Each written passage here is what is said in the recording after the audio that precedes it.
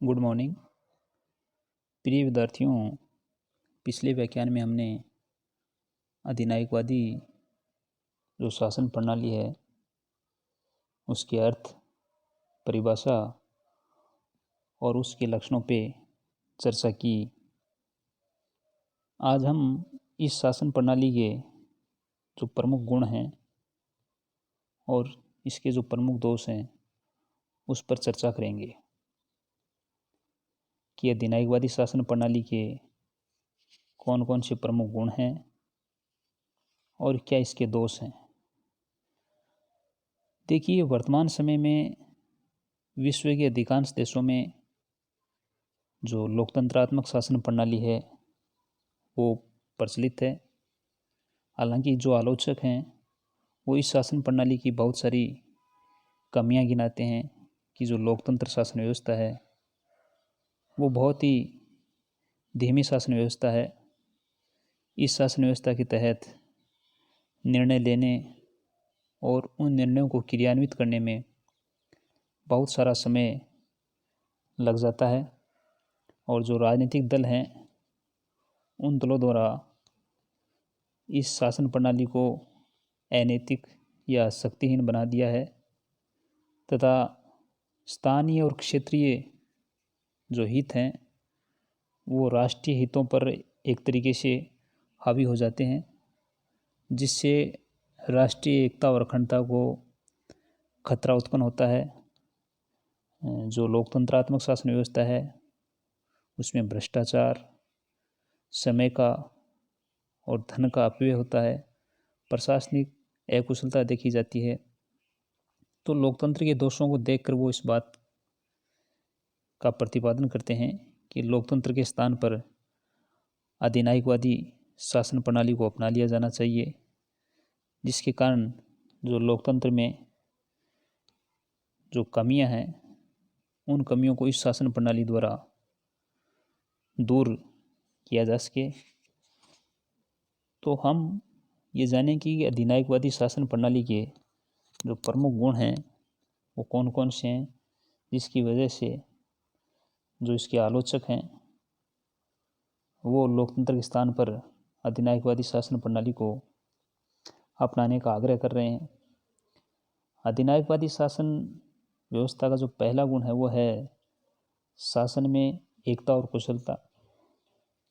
क्योंकि अधिनायक तंत्र में जो शासन शक्ति होती है वो एक ही व्यक्ति में निहित होती है। कानून निर्माण का कार्य, प्रशासनिक कार्य या जो न्यायिक जो निर्णय हैं वो अधिनायक या शासक द्वारा, या हम कह सकते हैं कि एक ही व्यक्ति द्वारा लिए जाते हैं। जब एक ही व्यक्ति द्वारा संपूर्ण निर्णय लिए जाते हैं तो इसके कारण जो शासन व्यवस्था है उसमें कार्यकुशलता आ जाती है। जबकि लोकतंत्र में जो निर्णय या कानून निर्माण का जो कार्य है वो अलग अलग, हम कह सकते हैं कि व्यक्तियों द्वारा या संस्थाओं द्वारा लिए जाते हैं। इसलिए उसके लोकतंत्र के जो आलोचक हैं वो कहते हैं कि उनमें बहुत अधिक समय लगता है, बहुत अधिक धन का अपव्यय होता है। जबकि अधिनायकवादी शासन व्यवस्था में जब एक ही व्यक्ति निर्णय लेता है तो निर्णय शीघ्र लिए जाते हैं और जो धन है उसका अपव्यय कम होता है। यानी ये शासन प्रणाली शीघ्र निर्णय लेने के लिए और मितव्ययी शासन प्रणाली है। एक विचारक जैक्सन कहता है कि जब स्पेन में अधिनायकवादी शासन था तो स्पेन वासियों के इतिहास में ये पहला अवसर था जब रेलें समय पर चल रही थी, नई सड़कें बनाई जा रही थी और जो परंपरागत कारखाने थे वो फल फूल रहे थे, कृषि का आधुनिकीकरण हो गया। तो उनका मानना है कि अधिनायक द्वारा जो फैसले लिए जाते हैं उनका क्रियान्वयन बहुत ही शीघ्रता से होता है और जब एक ही व्यक्ति निर्णय लेता है तो नीचे के स्तर तक उनको क्रियान्वित करने में किसी भी प्रकार की दुविधा नहीं होती है।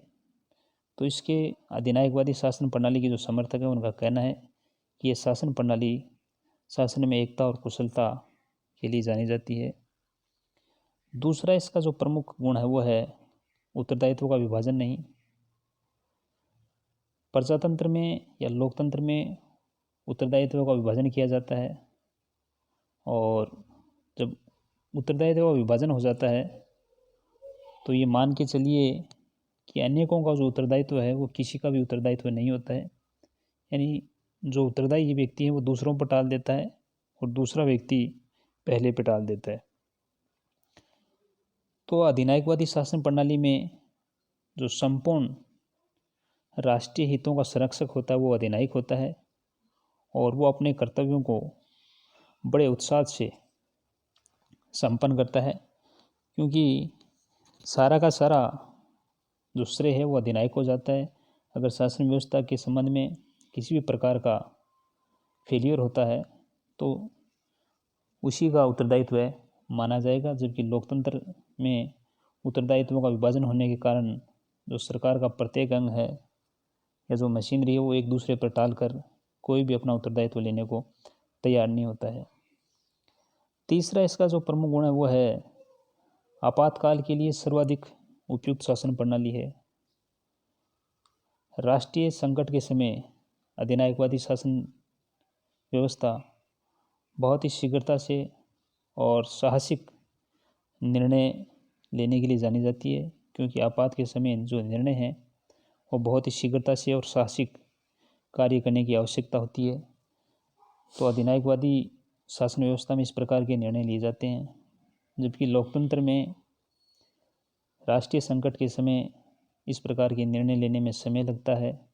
सबसे विचार विमर्श करके निर्णय लिए जाते हैं।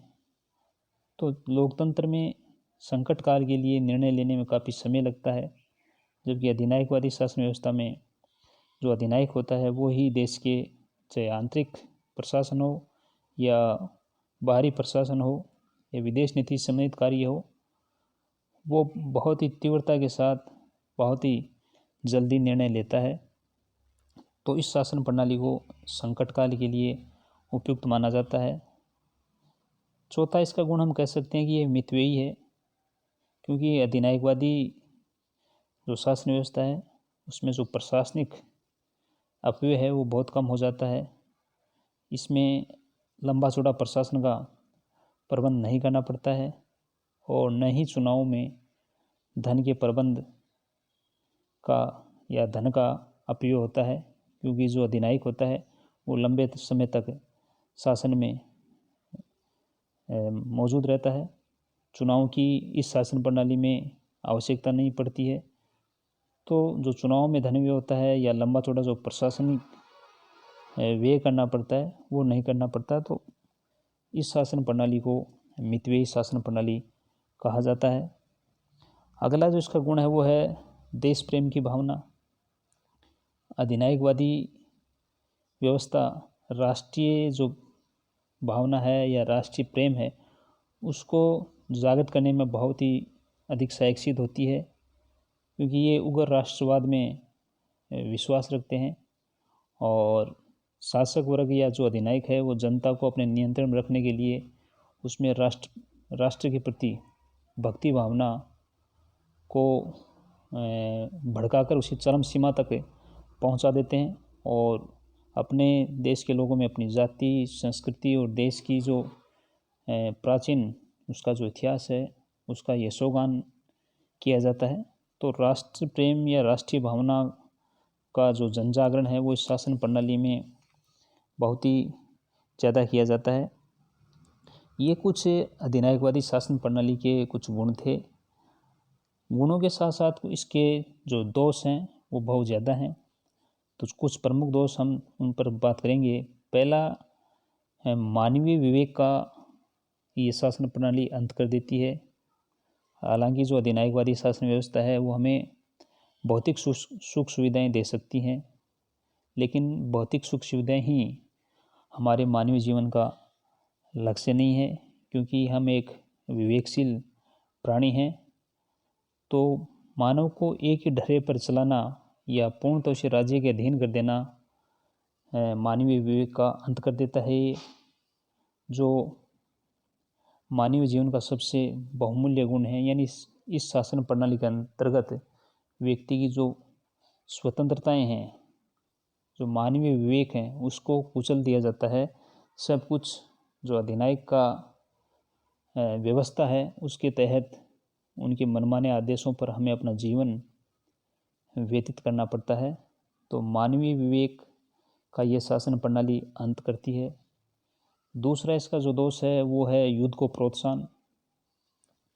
अधिनायकवादी जो शासन प्रणाली है वो उग्र राष्ट्रवाद या साम्राज्यवाद में विश्वास करती है और ये हमेशा युद्ध का सहारा लेती है।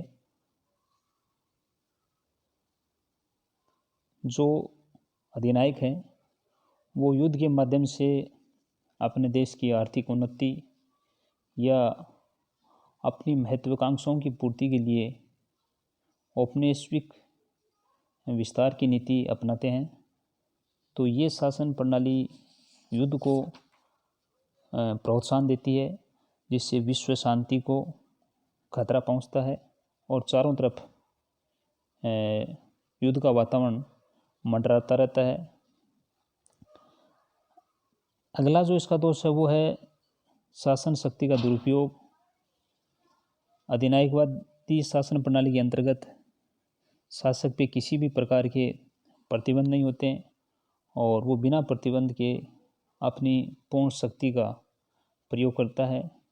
और जब वो पूर्ण शक्ति का प्रयोग करता है तो ये तय मान के चलिए कि जो निरंकुश शक्ति है वो शासक को पूर्णतः भ्रष्ट कर देती है और अधिनायक के द्वारा अत्याचार का या अनाचार का मार्ग अपना लिया जाता है।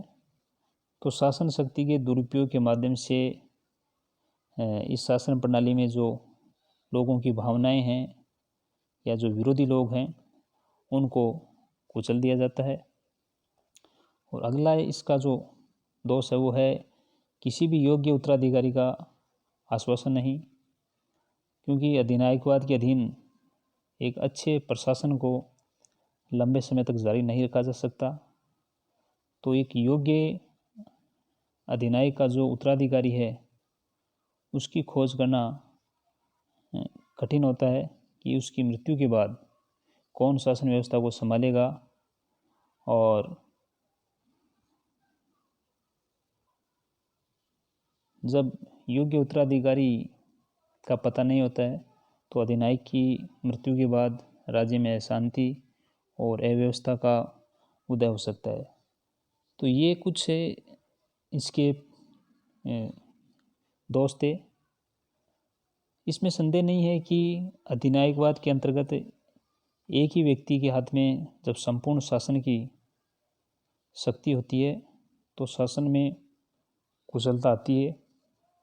लेकिन इस प्रकार की जो प्रशासनिक कुशलता है वो केवल कुछ समय के लिए होती है और कुछ समय के बाद जो हालात हैं वो बदतर हो जाते हैं, क्योंकि अधिनायकवादी जो शासन व्यवस्था है वो मानवीय विवेक को, मानवीय स्वतंत्रताओं को कुचलती है, जो हम कह सकते हैं कि वर्तमान समय के अनुकूल नहीं है। इसलिए इस शासन प्रणाली में कुछ गुण हो सकते हैं, लेकिन ये शासन प्रणाली लोकतंत्र का विकल्प नहीं हो सकती, या हम कह सकते हैं कि ये एक श्रेष्ठ शासन व्यवस्था कभी नहीं हो सकती।